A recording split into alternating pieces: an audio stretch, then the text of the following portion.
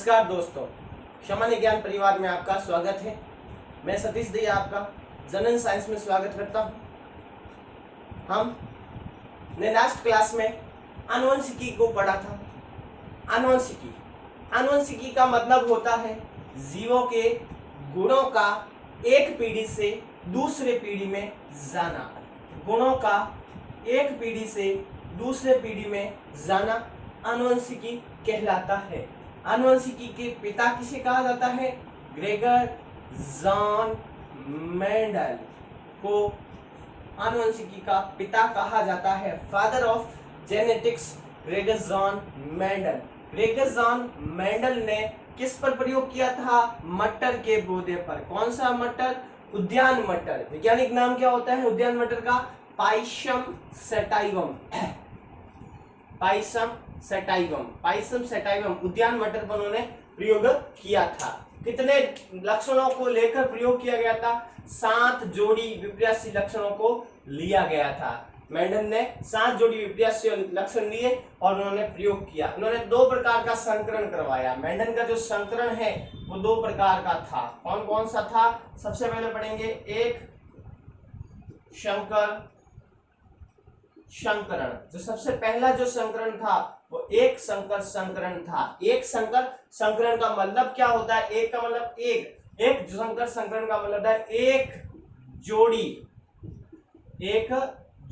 विपर्यासी यानी विपर्यासी एक जोड़ी विपर्यासी लक्षणों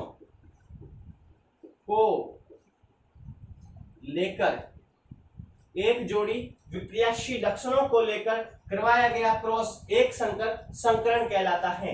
एक जोड़ी विपर्यासी लक्षणों को लेकर करवाया गया क्रॉस एक संकर संकरण कहलाता है। मेंडल ने एक संकर संकरण के लिए लंबे पौधे का बोने पौधे के साथ क्रॉस करवाया। मेंडल ने लंबे पौधे का बोने पौधे के साथ क्रॉस करवाया। लंबे पौधे के लिए जो युग्मक थे वो टी थे और बोने पौधे के लिए स्मॉल टी। दोनों युग्मक समान है इसलिए इसे क्या कहते हैं? समयुग्मकी।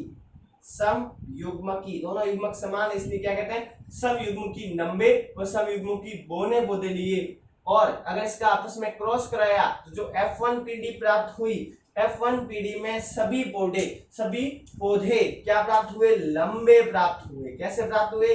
लंबे प्राप्त हुए। लेकिन एक कैपिटल टी है और एक स्मॉल टी है, इसका मतलब अलग अलग है, इसलिए ये पौधे विषम युग्मजी प्राप्त हुए। कैसे प्राप्त हुए? विषम युग्मजी। ये समयुग्मजी थे क्योंकि दोनों युग्मक समान है और इसमें दोनों युग्मक असमान है इसलिए विषम युग्मजी है। और 100% पौधे, सभी पौधे कैसे थे? लंबे थे। अगर इनका आपस में क्रॉस करवाया गया F2 पीढ़ी में, जब T और T का आपस में T और T के साथ क्रॉस करवाया गया तो जो F2 पीढ़ी प्राप्त हुई उस F2 पीढ़ी में क्या हुआ वो अपन समझेंगे। ये चेकर बोर्ड में जब क्रॉस करवाया जाए तो F2 पीढ़ी में कैपिटल T स्मॉल टी। तो ये जो कैपिटल T है वो लंबा है,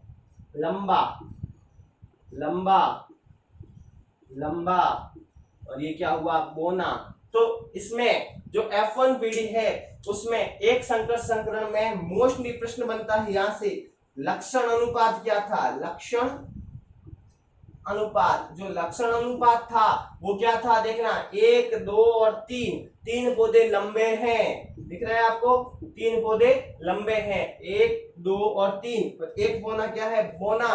तो लक्षण अनुपात था 3:1 और जीन अनुपात क्या था? जीन अनुपात क्या था? समझना मेरी बात को। यह समयुग्मजी लंबा, ये विषम युग्मजी लंबे और ये समयुग्मजी बोना। तो 1 समयुग्मजी लंबा, 2 विषम युग्मजी बोने और 1 विषम युग्मजी बोना है। इस प्रकार समयुग्मजी लंबा, विषम युग्मजी लंबा और समयुग्मजी बोना है। ये इसका जीन अनुपात कहलाता है। एक संकर संकरण में लक्षण अनुपात 3:1 और जीन अनुपात 1:2:1। और एक प्रश्न बनता है एक संकर संकरण द्वारा मेंडल के प्रथम नियम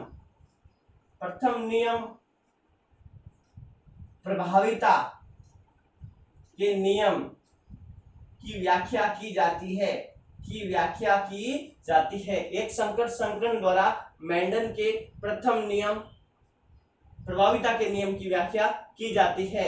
फटाफट 1 मिनट का समय है, इसका स्क्रीनशॉट खींचें या नोटबुक में नोट करें। फिर आगे हम देखते हैं द्विसंकर संकरण।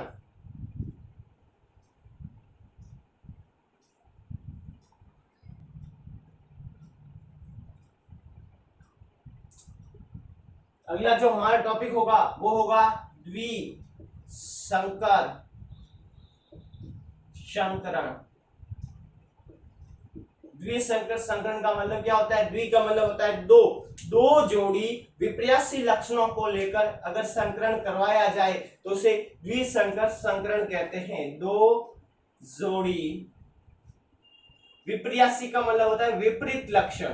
दो जोड़ी विपर्यासी लक्षणों को लेकर अगर क्रॉस करवाया जाए तो उसे द्विसंकर संकरण कहते हैं। इसमें दो जोड़ी लक्षण लेंगे और उनको आप लेकर आपस में दो पौधों के मध्य क्रॉस करवाएं तो उसे द्विसंकर संकरण कहते हैं। द्विसंकर संकरण के लिए मेंडल ने RRYY मतलब गोल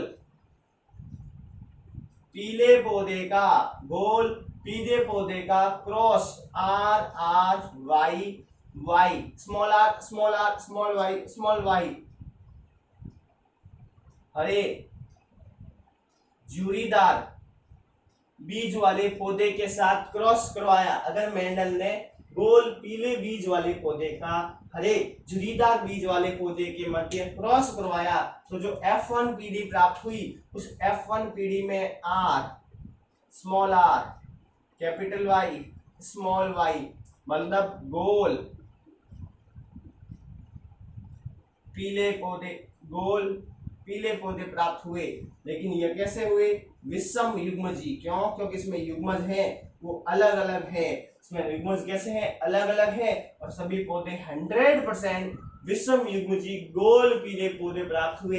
इनका अगर आपस में क्रॉस करवाया जाए तो F2 पीढ़ी प्राप्त हुई और F2 पीढ़ी में 4 युग्मक बनेंगे। कितने युग्मक बनेंगे इसके? 4 युग्मक बनेंगे। कितने युग्मक बनेंगे इसके? 4। कौन कौन से 4 युग्मक बनते हैं F2 पीढ़ी में? इसके कौन कौन से युग्मक बनते हैं? 4 R Y, capital R capital Y, capital R small y, फिर स्मॉल r कैपिटल Y, फिर स्मॉल r स्मॉल y। अगर इनका आपस में क्रॉस करवाया जाए चेकर बोर्ड द्वारा, समझना चेकर बोर्ड को, अगर इनका आपस में क्रॉस करवाया जाए चेकर बोर्ड द्वारा तो क्या होगा? ध्यान से देखना। अगर चेकर बोर्ड द्वारा आपस में क्रॉस करवाया जाए तो क्या होगा? क्रॉस का परिणाम क्या होगा वो हम देखेंगे। अगर इनका आपस में क्रॉस करवाया जाए किसका?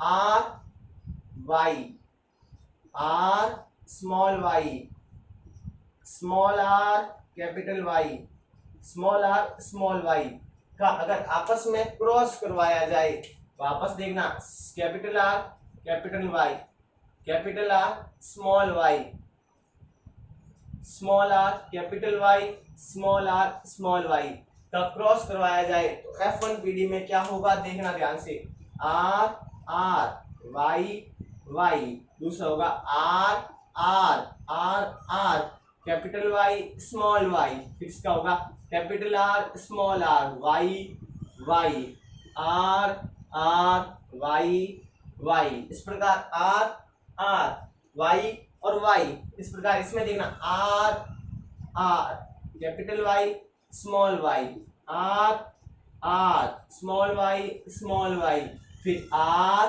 R capital Y small y, capital R small y small y। इस प्रकार आगे जब सब होगा तो क्या आएगा? Capital R small r capital Y capital Y, फिर आगे देखना capital R small r capital Y small y, फिर कैपिटल R स्मॉल r